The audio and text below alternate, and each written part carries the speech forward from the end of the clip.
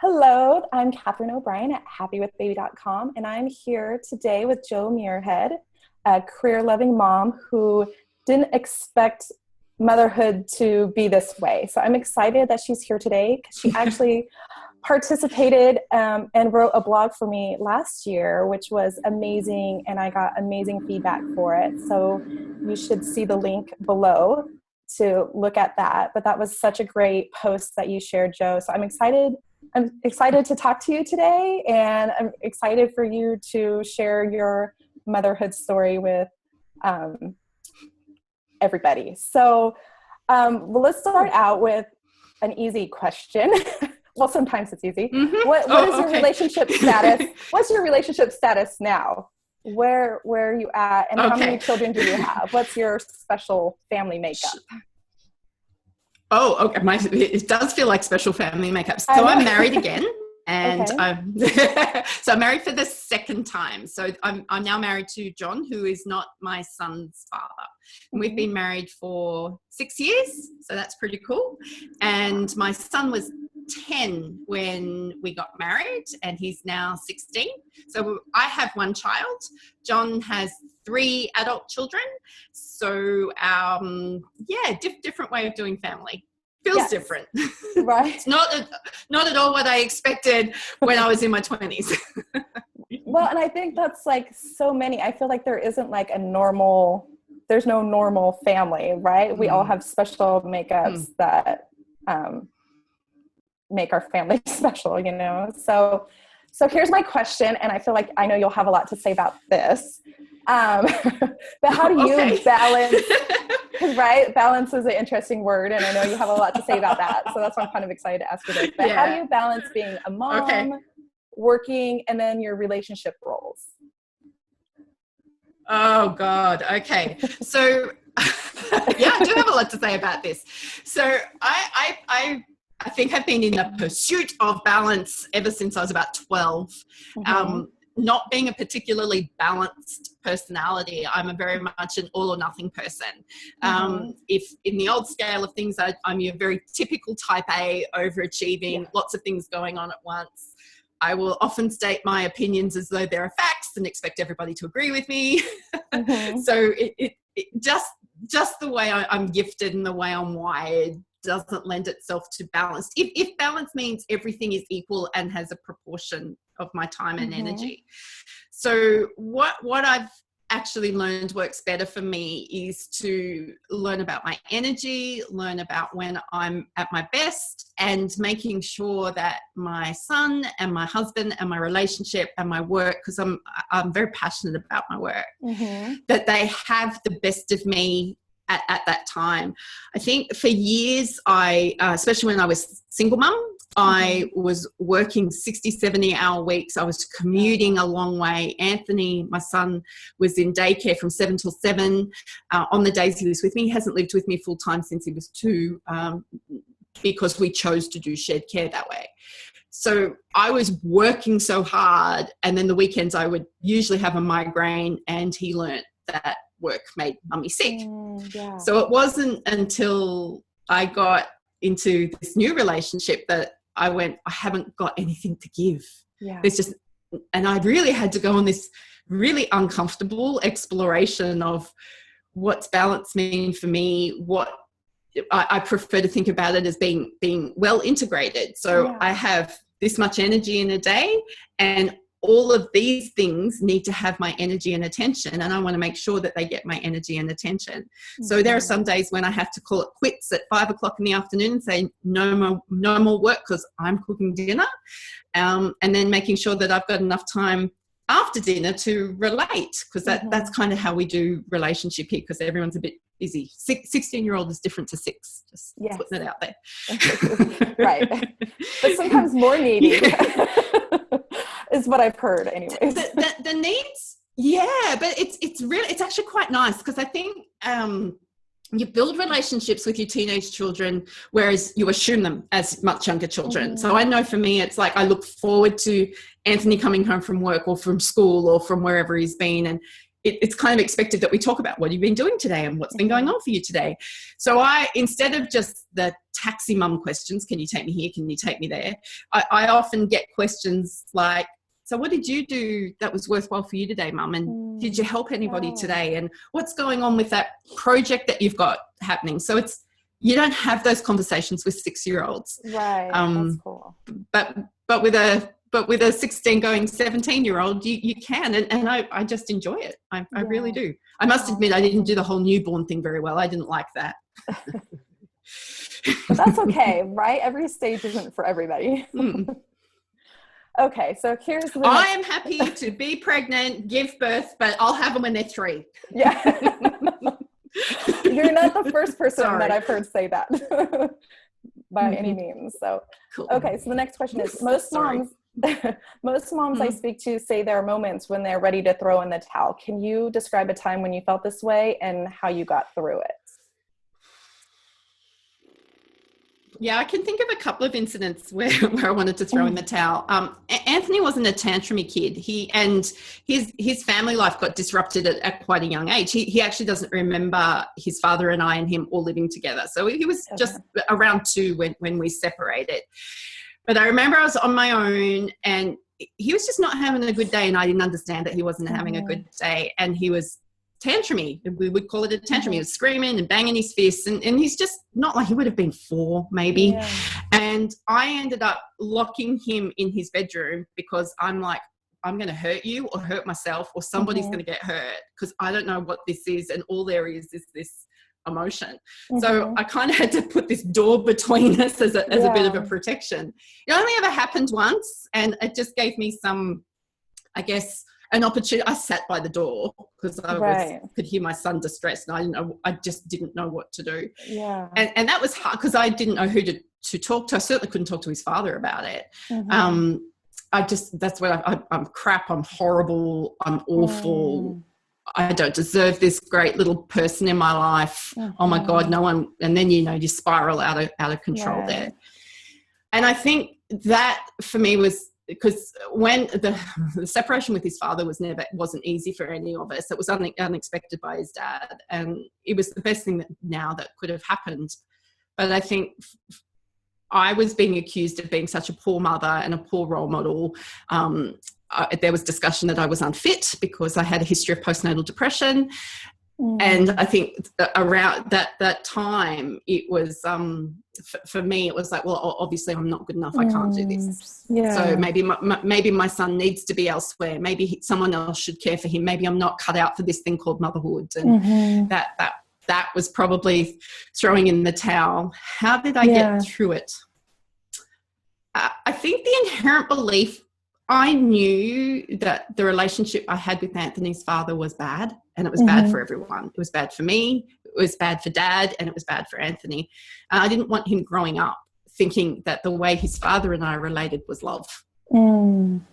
So I kept coming back to that conviction that, okay, if I knew I could make that decision, I knew that was the right decision, then surely I know what to do next. So for a long time, it feels very foggy now. I do think I was just like coming back to that. What do I want to teach my son? What do I want to teach my son? Yeah. And it's not.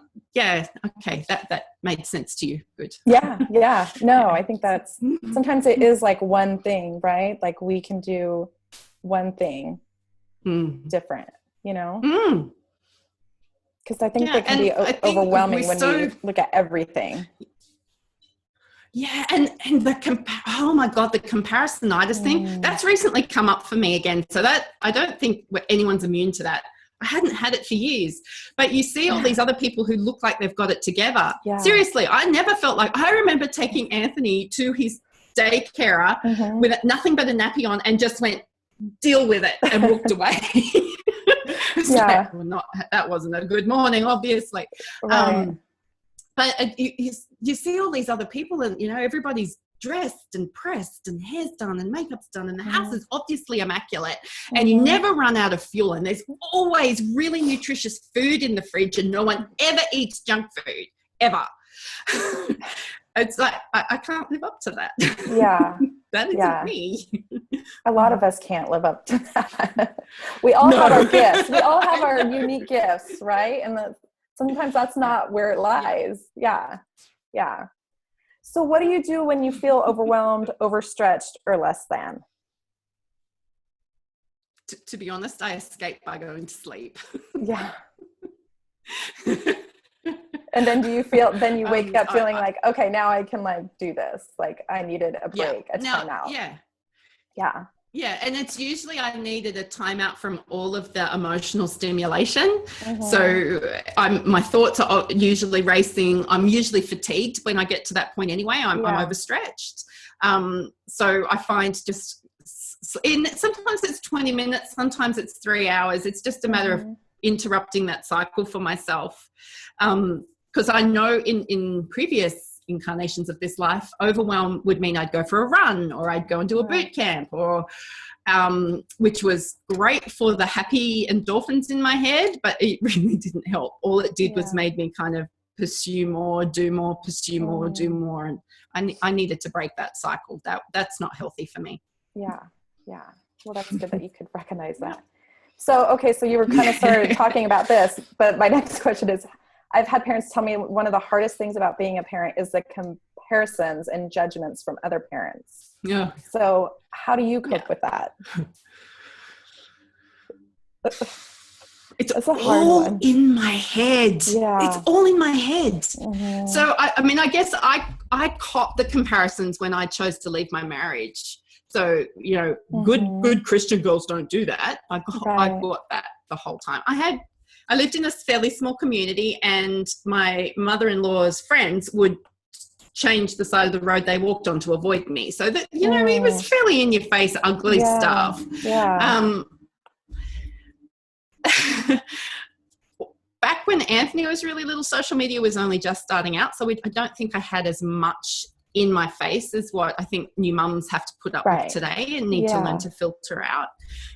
So I think that was helpful, but it was more copying it from my mum and my grandmother, just in terms of what they did. And you get the baby up and you wash the baby by 10 a.m. and then by 12 a.m. it's doing this, and by 1 p.m. it's doing this, and by 5 p.m. your husband comes home and the house is immaculate and everybody's happy. I don't think that happened once. Yeah. I think my husband's still waiting for that to happen. But just so the comparisonitis for me back when Anthony was really young was coming from family relationships and the way everybody thought it should be done. Mm-hmm. Recently, we've got an exchange student staying with us, and I met her family last year, and her mum stays at home and looks after the family, and they've got a beautiful home, and mum does everything for everyone. Mm-hmm. And for the first week that this gorgeous girl was with us, I felt like I had to do the same thing. Oh, yeah. Yeah. How did that go? Because, you know, language. Yeah.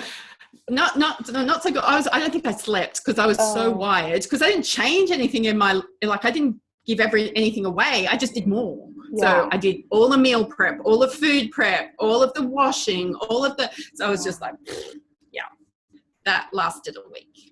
Yeah. And then I went, what is feeding this? Yeah. Yeah. And she's fine. She's just having a great time. Yeah.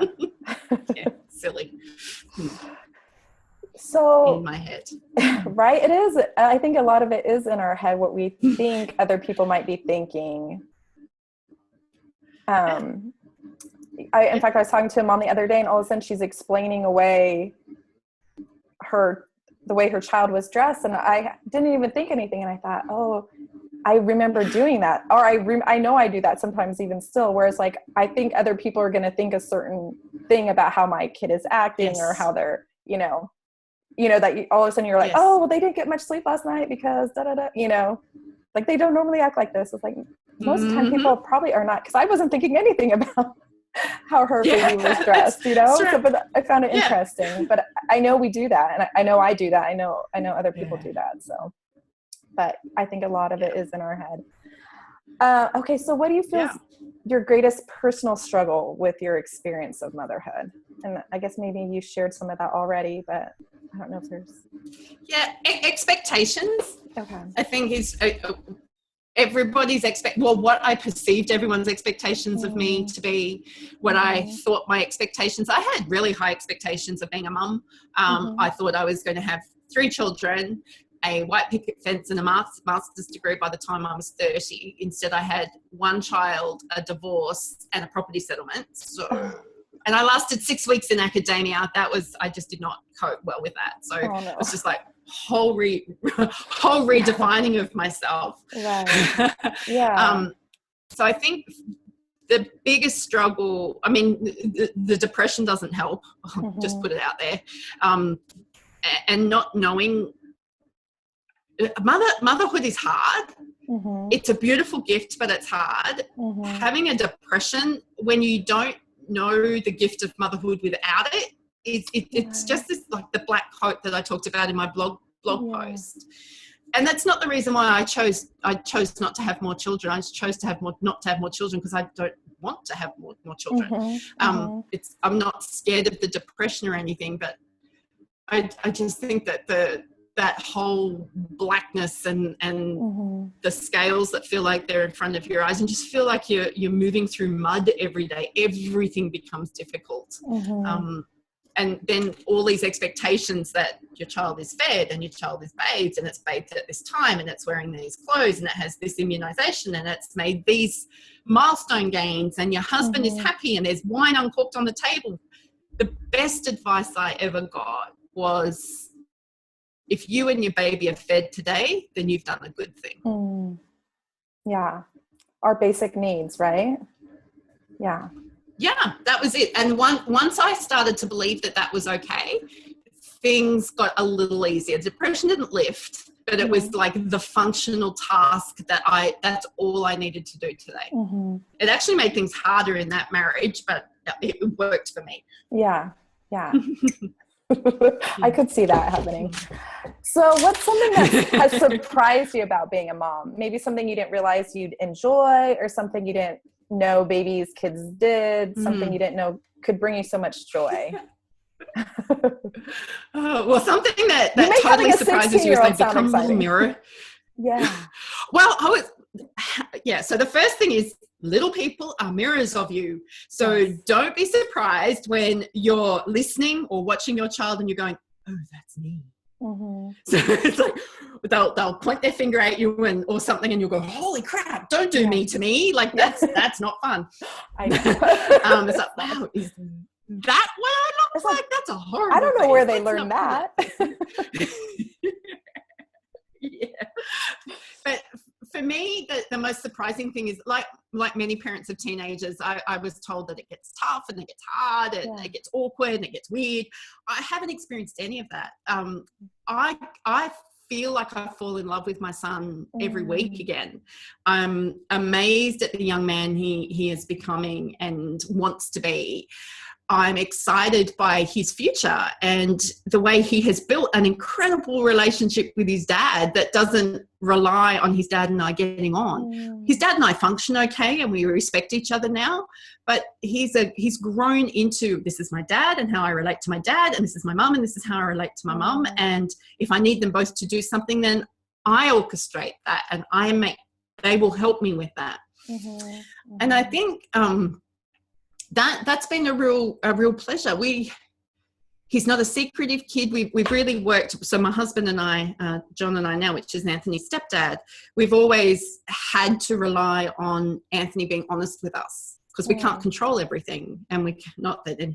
So if Anthony does something that surprise, if Anthony does something that breaches trust, we talk about that and we bring that up, and that really hurts. But it goes both ways. So if Anthony feels like I've broken his trust, then he knows to bring that up with me and we talk about that, despite the fact that that's really ugly and uncomfortable. But it's helped create this foundation in our relationship that I think we truly believe that we've got each other's back. And if anyone's ever seen the size of Anthony, he's huge. So you want him on your side. Right. Like, I need him to like me. He's bigger than me. Yeah. Yeah, pretty much. If anyone's going to be mean, you got to look after him. He will take up arms against you. Yeah. Cool. Does that answer your question? What was the question? Anyway. Yeah, no, it did. And I guess it almost maybe even answers my next question, which is, how has your relationship with your partner changed, or how has it stayed the same? And I know you're not a partner with your ex anymore, but you're still a partner as a parent. And I know, and now you have John as well. So that's a different, another dynamic as well. That was probably, yeah, we've all had to learn as we go. We didn't, there's no rule book for co-parenting. If there is, I hadn't read it. If someone wants to write one, that would be pretty awesome. And I guess because Anthony wasn't a new, oh gee, thanks. Anthony was 10 when we got together, and there were other influences in his life, being his dad and what have you. So I think how our relationship has changed, or how it stayed the same, is building this common platform of, we actually don't know the answers here, so we need to make this work. We want family. So one of the unique differences is Anthony, John and I all have a different surname. So most families will share a surname, but the three of us actually have a different name.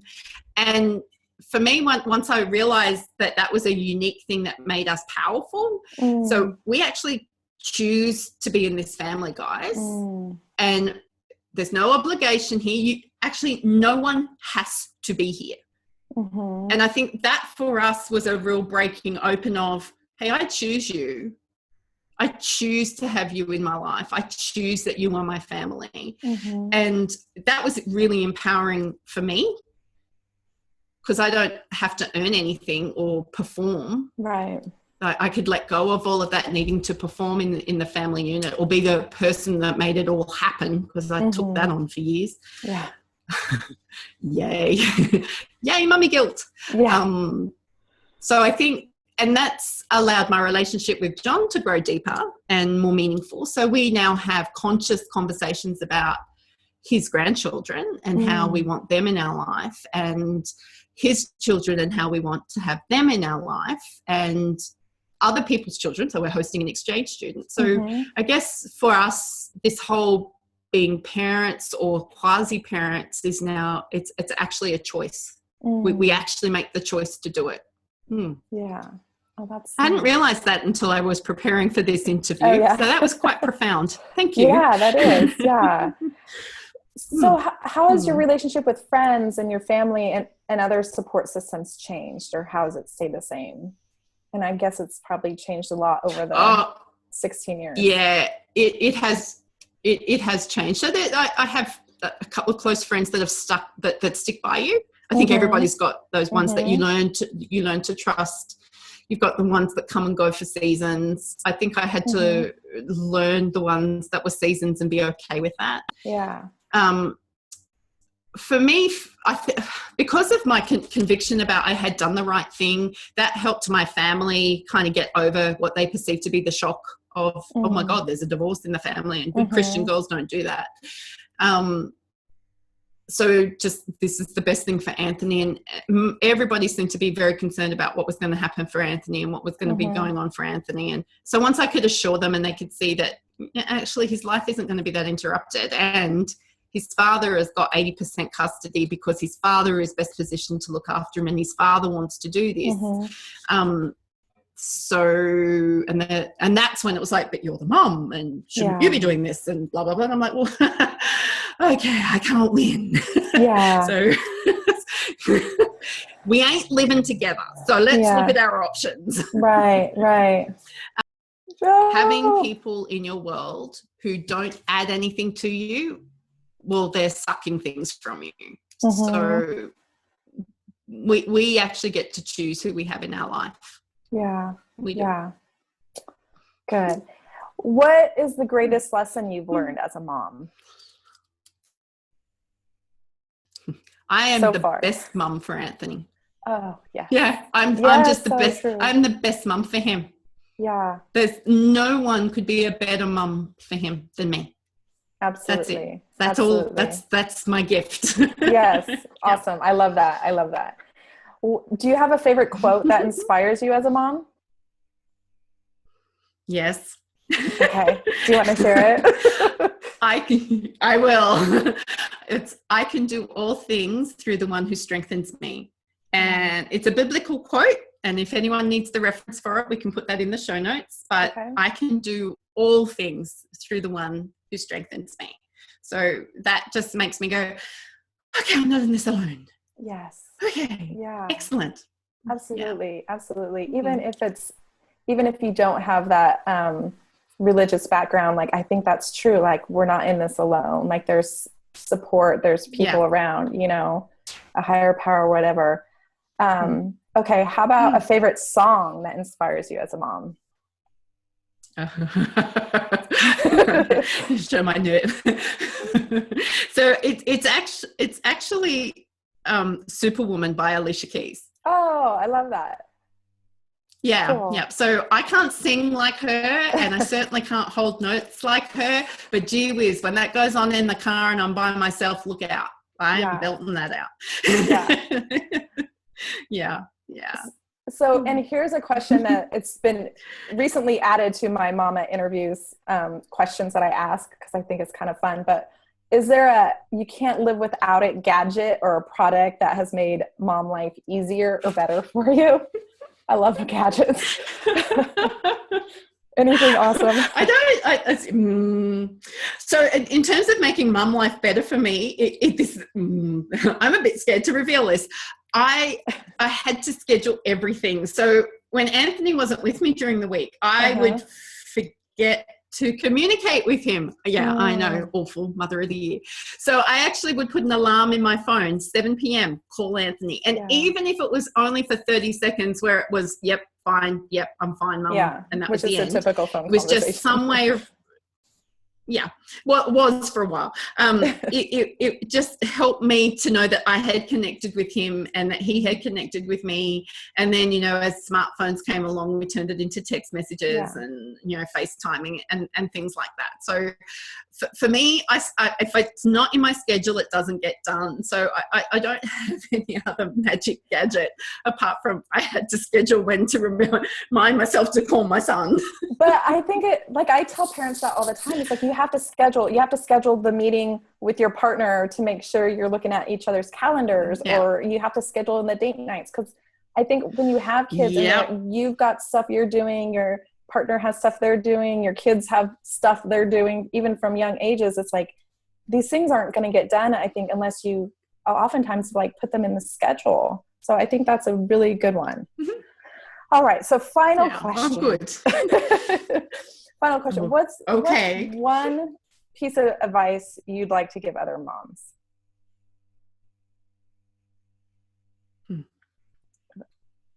Okay. So Mum, you are the best mum for your child, and no one else can do it the way you're going to do it. And that's exactly what your child needs. Awesome. I love it. I love it. That's perfect. I think, good. Yay. Well, thank you, Catherine. Thank you for joining us. And I love your pearls of wisdom. And I think being that you have an older child, and I know a lot of the people that follow my blog and stuff have younger kids, but I think it's nice to know kind of what's down the road and how being a mom now makes a difference later on. So thank you for sharing your story. I'm so glad that you could be here with us. Oh, my pleasure. And if I can just say, as somebody who didn't understand postnatal depression, if there's anybody on this interview that thinking, concerned about a friend or a family member or themselves, please reach out. We have amazing resources these days that weren't around even 16 years ago. So please don't suffer in silence. Just, you will do yourself a massive favor if you can even get some words put to whatever it is you're feeling. So sorry, Catherine, if I've just usurped your interview. No, I love it. Thank you. I think, thank you. Thank you for that. All right. My pleasure. All right. Thank you. Thank you. Bye.